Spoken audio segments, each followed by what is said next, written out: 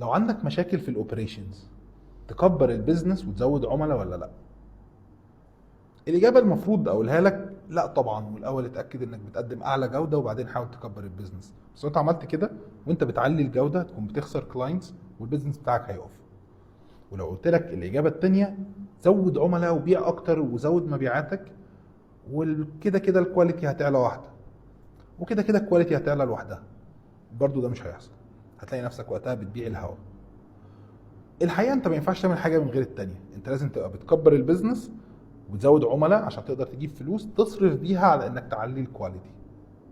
الفيز دي احنا عدينا بيها ومعظم الشركات في اول سنه او اتنين بيعدوا بيها، وكان الحل وقتها ان احنا نتمسك قوي بالتيم الشاطرين ونبدا نبني عليهم ونطور عشان نقدر نكبر من الفاليو اللي بنديها للكلاينتس، وفي نفس الوقت نزود الكلاينتس.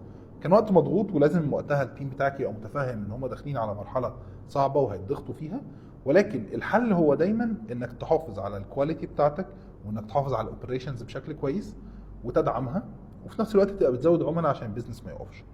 فبلاش تسيب ده علشان ده، ولا تخسر الجروث عشان تركز في الكواليتي.